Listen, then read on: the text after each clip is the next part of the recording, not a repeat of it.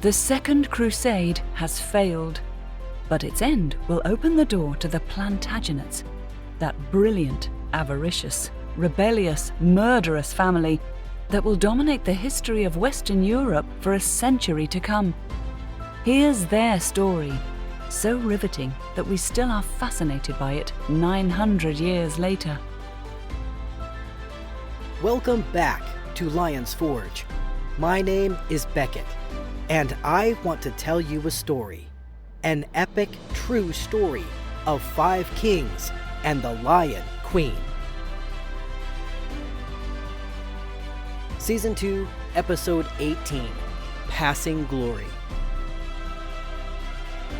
By the year of our Lord 1182, the Great Revolt had slipped into history, if not from memory. Most certainly the memory of Eleanor of Aquitaine, Queen of England, Duchess of Normandy and the Aquitaine, Countess of Anjou, and prisoner of her unforgiving husband. For the past 8 years, she had been immured in Wiltshire, at Sarum, where the sky ruled supreme over the earth.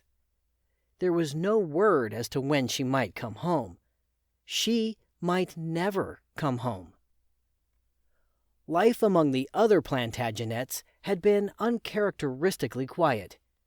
With little else to do, young Henry, the family's eldest son, devoted his energies to the world of tournaments. If you were a young aristocrat, you simply had to be at the tournaments, following the sport across France. The latest rankings must have been a major topic of conversation, since there was a tournament somewhere almost every week. Even Henry Plantagenet, while grumbling at the cost, was proud of his oldest son's numerous victories, for if young Henry was on a short leash at home, he was a hero on the tournament circuit. Perhaps if we could live just one day from the time, we'd choose it to be a tournament day, even though the 12th century version known to young Henry wasn't what we've seen in movies. The 1100s were not the era when young champions rode their silk-draped war horses into one-on-one contests while lovely maidens watched. These early tournaments, an accepted way to let men burn off more energy than polite society had a need for, were primitive rough and tumble, literal mini-battles involving teams of knights, sometimes even organized infantry. There were occasions when hundreds of fighters participated in ferocious competitions across acres of ground, including entire towns.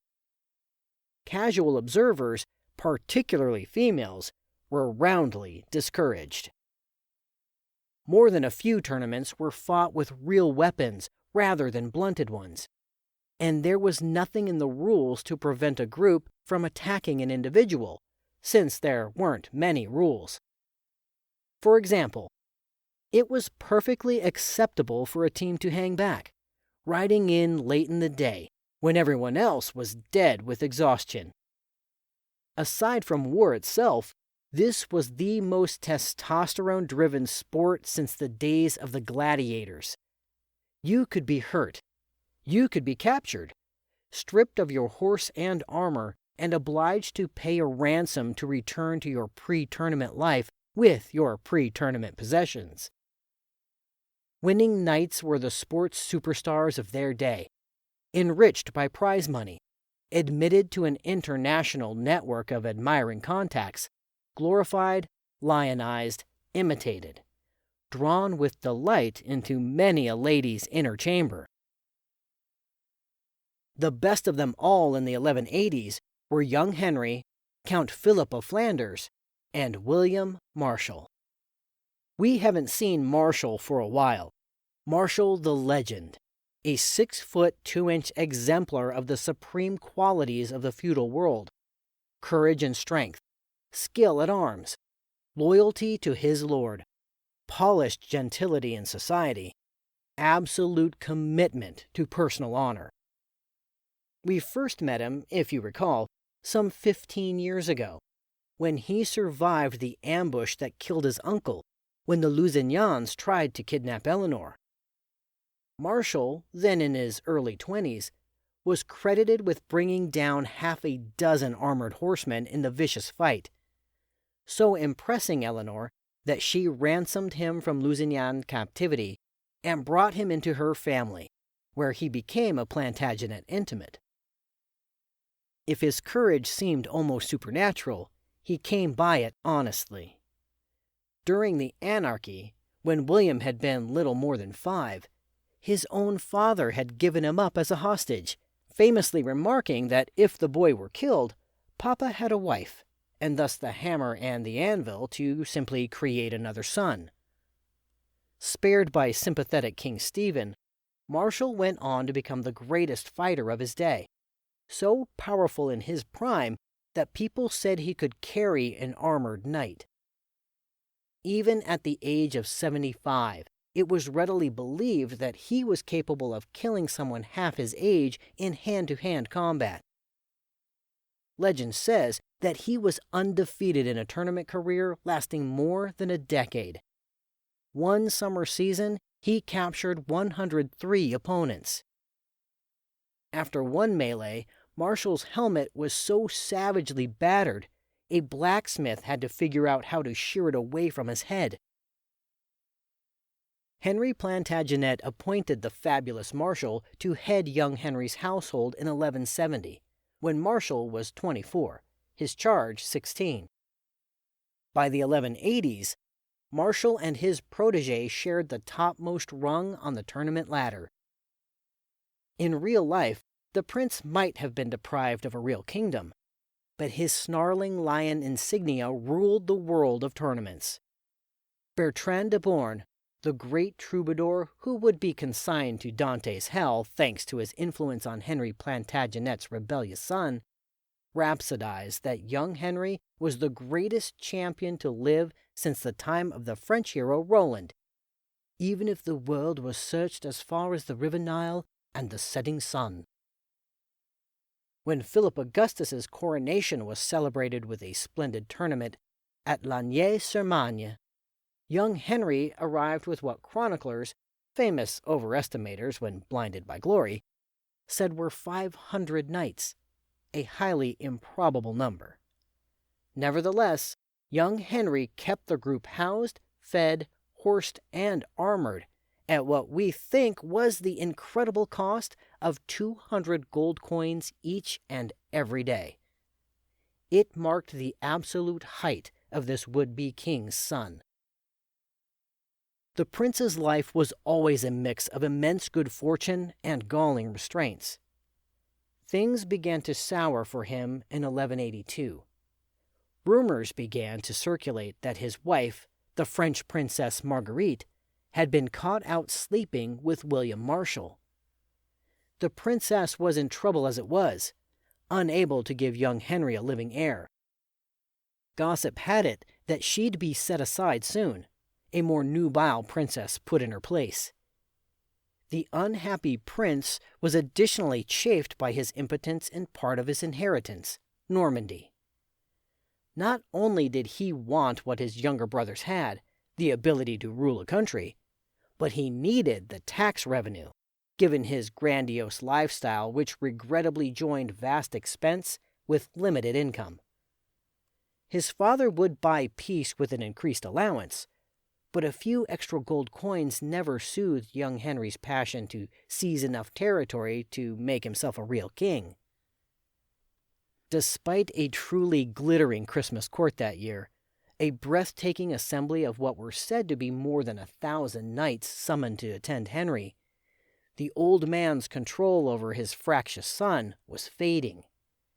Mere weeks later, young Henry took advantage of a possible anti-Richard insurrection, all the murmurings of Aquitanian lords who felt themselves oppressed by Richard's bull-necked determination to control them. Brother Geoffrey and Philip Augustus joined in, backing young Henry. The savage little war they made was fought across the Limousin, Richard's territory, rugged, isolated country made up by the foothills of the immense mountainous plateau called the Massif Central, flecked with beautiful rivers like the Dordogne and the Creuse, covered with forests and upland pastures.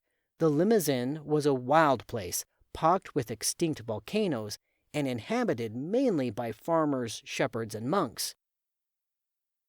Abbeys took the brunt of young Henry's aggression. He needed food and money for his army, and monasteries were a good place to get both. Still, raiding churches to underwrite the cost of war should have given pause. Prince Eustace, he of unlamented anarchy memory, had sat down to dinner and dropped dead with his plate in his hand after rampaging through Bury St. Edmunds. Young Henry chose to disregard this warning from history.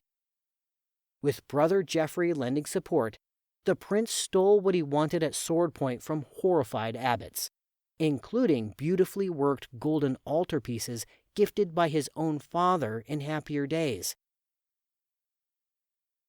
One story says that he even had the effrontery to make off with an irreplaceable relic, the Durandal, a war sword everyone believed was once owned by Hector, a legendary champion of the Trojan War. In light of such crazed sacrilege, the inevitable. Prince Henry, only 28 years old, died. He came down with dysentery and never recovered, lasting at most a week of mortifying decline. Like great men before him, he would come to lay his weakened, naked body on a stone floor, humbling himself before a crucifix. One report said that his penitential behavior extended to laying his head on a stone pillow in his painful last days, a noose knotted around his neck. He sent messengers to beg his father to forgive him once again. In one of the many sad stories of medieval royalty, Henry Plantagenet would not come to his son's deathbed, fearing deception, possibly even ambush and assassination. Instead, he sent a ring that had once been on the finger of young Henry's great-grandfather, Henry Beauclerc. The prince gripped it as he died on a summer's afternoon in the year of our Lord, 1183. There's a poignant legend that his father the king said with weary anguish, "He cost me much, but I wish he had lived to cost me more." Young Henry was deeply mourned by people who had loved his looks and charm, his generosity and happy nature. As historian Matthew Strickland says, because he had not had to govern, to tax, to wage war, or to disappoint men by his judgments, everyone adored young Henry. Bertrand de Born, his longtime friend, wrote elegant lines of sorrowful loss. Now, every grief and woe and bitterness, the sum of tears that this sad century has shed, seem meagre against the death of the young king. Prowess mourns, youth stands sorrowful. No man rejoices in these bitter days. All pride in battle, skill in song and rhyme, must yield to sorrow's humble threnody, for cruel death, that mortal warrior, has harshly taken from us the best of knights. Beside him, charity itself was mean, and in him every noble virtue shone. In his somber final hours, the prince had told his household that he wanted his heart and entrails to be buried at the Abbey of Charroux, while the rest of his body, embalmed in salt, was to rest at Rouen Cathedral. Charroux is nothing but ruins now, but in its day it was one of the greatest Benedictine monasteries, while Rouen Cathedral was one of the lovely new churches in the sunlit style of Súger. The funeral cortege, headed by William Marshall, reconciled too late with his friend, made its way north toward Normandy. Some say the open bier was carried on men's shoulders rather than laid in a mere cart. Sadly, it was not a dignified trip. The funeral cortege was set upon by anxious mercenaries from young Henry's army, determined to square their wages before the prince's always scarce money ran out. Marshall apparently had to sign the equivalent of a personal guarantee to the tune of 100 pieces of silver to pay off some of young Henry's mercenaries. There are stories that the pallbearers were so destitute that they had to beg for food along the way. Worshipful but disorderly crowds were everywhere. Excited stories proliferated of lepers cured by touching young Henry's shroud, of a beam of unearthly light protecting his corpse. One legend holds that mourners following along with the funeral march were so pestilential in their devotions that the bishop in Le Mans refused to allow passage, arbitrarily ordering the corpse buried in his cathedral. Another story says that the locals of Le Mans simply refused to let it go after it had rested overnight in their city. Eleanor quickly pushed for his canonization from her prison, writing the Pope with lists of miracles attributed to her dead son, certainly the only Plantagenet with saintly miracles to his credit. While the Plantagenets grappled with their primary heir's entirely unexpected death, Philip Augustus of France suddenly made a surprise decision of his own. He set his war with Flanders aside long enough to announce his intent to divorce Queen Isabel, news that would have startled half a dozen royal courts. No chronicles explain it. It was true that no son had yet been born of his 4-year marriage, but his wife was only 14, the king 19. She also was admittedly saddled with her uncle Philip, the original cheerleader for the marriage, who was making war on the crown. Given the relentless opposition to the lady from the other wing of the king's extended family, Isabel was contributing nothing to her husband's happiness. Isabel, however, was no delicate maiden. 14 years old or not, she was entirely determined to avoid losing husband, crown, and country.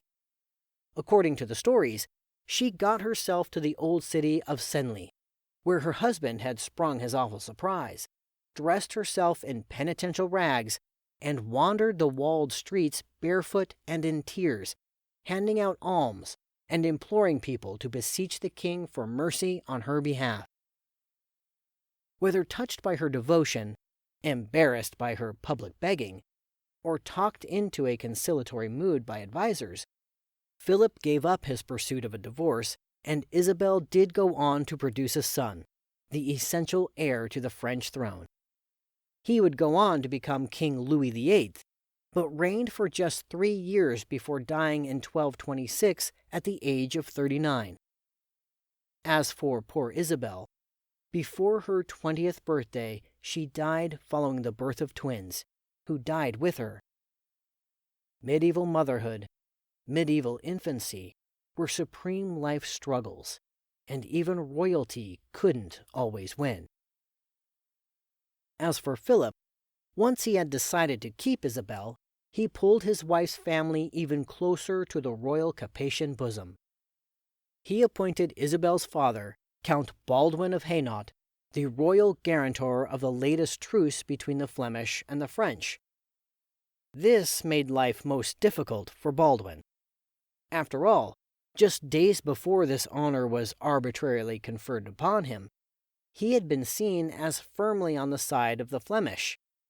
The infuriated Flemish, who thought the man a turncoat, attacked Baldwin's little kingdom, while Philip sat back and watched the Flemish coalition, not to mention his father-in-law, disintegrate. Such was the very young monarch who had succeeded Louis Capet on the French throne.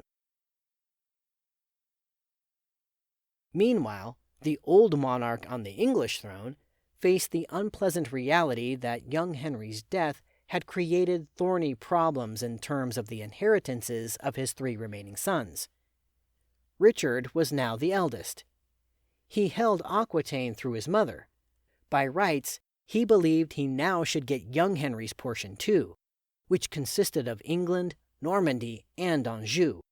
leaving the status quo of Brittany to Geoffrey and Ireland to John. His younger brothers were less than pleased by this proposal.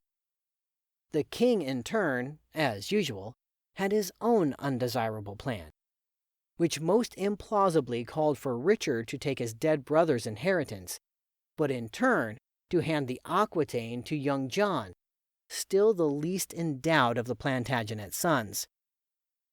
Perhaps Henry had decided, over his long reign, that the Aquitaine was a poor fit with his other more tractable holdings in Normandy, England, and Anjou.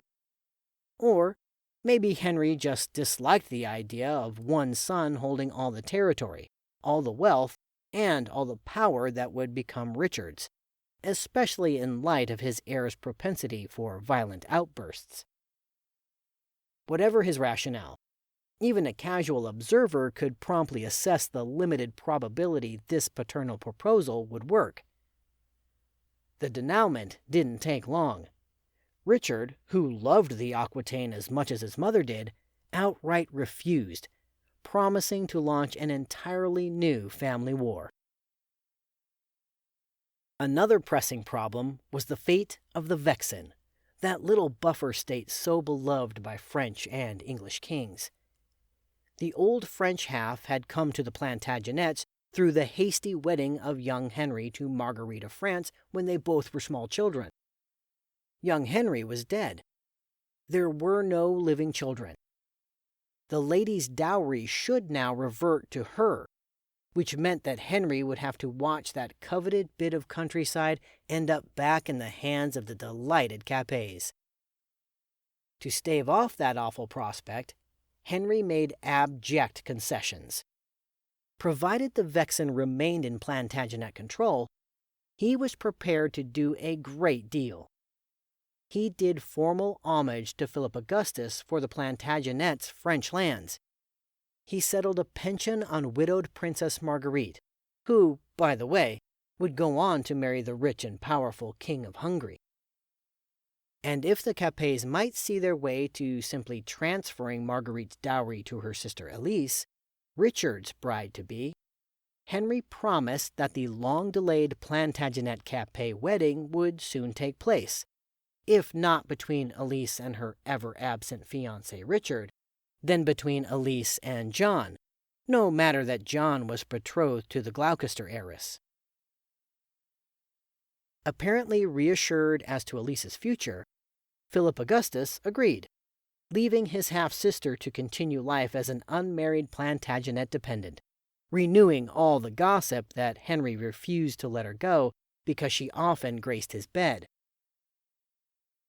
Henry Plantagenet was 50 years old by now, beginning to tire, shorn of his eldest son, mired in squabbles among the other three. Short-tempered, short of new ideas, he laid strategy and diplomacy aside in favor of aggression. But it wasn't the clever, focused aggression of his youth. He actually urged his favorite living son, 16-year-old John, to take an army on the offensive against battle-hardened Richard to seize control of the Aquitaine.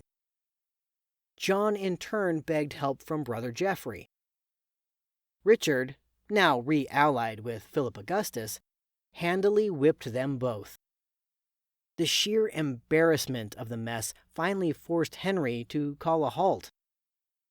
Everyone was assembled back in England, even Eleanor, temporarily released after more than a decade in captivity.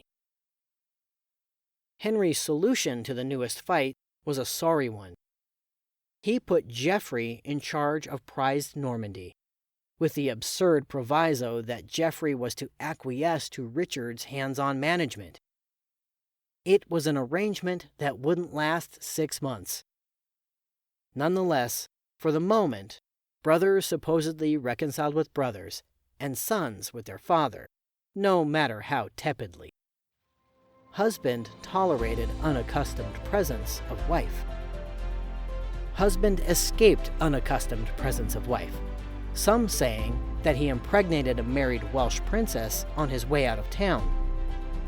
The newest bastard's name would be Morgan, an old Welsh name having to do with the sea. Perhaps the baby's mother thought of the name as she watched Henry sail away. The old man promptly took himself out of range of the endless troubles of his embattled family. We've come to the end of our story for the time being. I am Beckett Arnold, narrating from the book Lion's Forge, adapted for us by the author Karen Markle Knabb. Thank you to Francis Butt for voicing our introduction, and so much more. If you like what you hear, please give us a rating, follow our channel, and share us with your friends. Most importantly, please join us again August 5th for the next episode of Lion's Forge, available everywhere you get your favorite podcasts, including on YouTube with video episode trailers. Visit us on Facebook, where you can ask questions, leave reviews, and interact with me. Until next time, thank you for listening.